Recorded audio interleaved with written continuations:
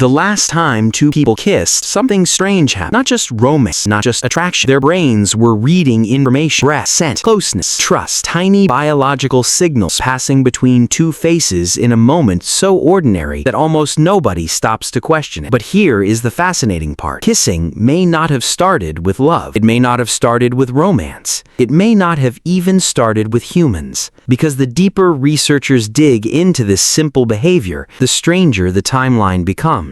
Most people assume kissing is a natural part of being human, something people have always done. But that assumption hides a mystery. When did humans first start kissing? Why did putting our lips on another person become one of the most powerful signals of affection on Earth? The answer is stranger than you might expect. For years, many researchers believed the earliest evidence of kissing came from ancient India. Old Sanskrit texts described kissing in ways that suggested the behavior was already familiar. That alone was surprising, because it meant kissing was not a modern invention. It was ancient. Then, researchers found something else: ancient clay tablets from Mesopotamia, some of the oldest written records humans ever created. And within those records were references to kissing, dating back roughly 4,500 years. Ancient Iraq, ancient cities, ancient scribes pressing symbols into wet clay. And somehow, among all those records of trade, law, and religion, kissing was already there. Not as a new discovery, not as something unusual, but as something people already understood. Think about that. When a behavior appears casually in a written record, it is usually much older than the record itself. Writing did not invent kissing. Writing simply caught people already doing, which creates the first mystery. If humans were kissing 4,500 years ago, how much older is the behavior itself? 5,000 years? 10,000? 50,000? Nobody knows. And this is where the story gets interesting, because kissing is not actually universal. Most people assume every culture kisses romantically, but anthropologists discovered something unexpected. Some societies have little tradition of romantic kissing at all. Others use kissing mostly for family greetings. Some reserve it for specific social situations, and some historically viewed it as strange. That creates a problem. If kissing is purely biological, why doesn't every culture practice it in the same way? But if kissing is purely cultural, why does it keep appearing in completely different civilizations separated by geography and time? The answer seems to be somewhere in between, and to understand why, we have to leave human history behind. We have to look at other species. Researchers studying chimpanzees and bonobos noticed something fascinating. Both species display behaviors that look surprisingly similar to kissing. Not exactly the same, not romantic in the human sense, but close enough to raise questions. Chimpanzees sometimes engage in mouth-to-mouth contact after conflict. Bonobos use similar behaviors during bonding and social interaction. The details differ, the purpose differs, but the pattern remains. Mouth contact appears again and again and again. Suddenly, kissing stops looking like a random invention. Instead, it starts looking like a modified version of something much older, something that may have existed long before cities, writing, or civilization. And this changes the question. Maybe the first kiss was not romantic at all. Maybe it was social, a signal, a way to reduce tension, a way to communicate trust. Because for our ancestors, trust was not just emotional. Trust was survival. A lone human in the ancient world was vulnerable. Predators were stronger. Food was uncertain. Injuries could be deadly. Humans survived because they formed groups, because they cooperated, because they built relationships. The human brain evolved to pay extraordinary attention to social signals. Who is safe? Who belongs? Who can I trust? Long before complex language existed, bodies were already communicating. A hand on a shoulder, a shared meal, an embrace, a face moving close to another face. Small actions carrying enormous meaning. But that still leaves one problem. Why did kissing survive? Many ancient behaviors disappeared. Many instincts changed. Why did this one remain? This is where scientists propose another theory, one that sounds strange at first. Some researchers believe kissing may help humans gather information about one another. Every time two people come close,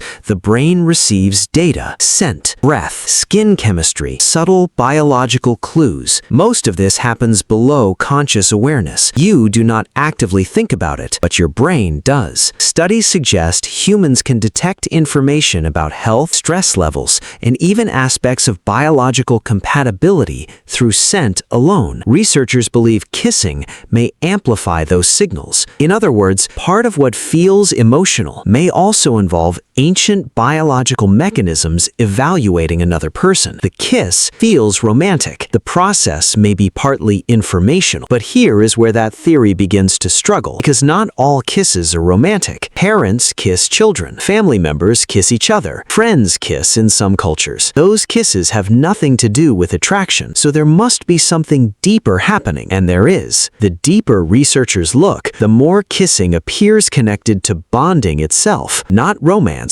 not attraction. Bonding. Humans are an unusually social species. We create friendships, families, communities, teams, nations. Our lives depend on connection, and connection requires signals. Signals that communicate safety, Recognition, acceptance, belonging. Kissing may have become one of the strongest versions of that signal, not because lips are special, but because intimacy itself became valuable. A physical shortcut to emotional closeness, a ritual built on ancient biology.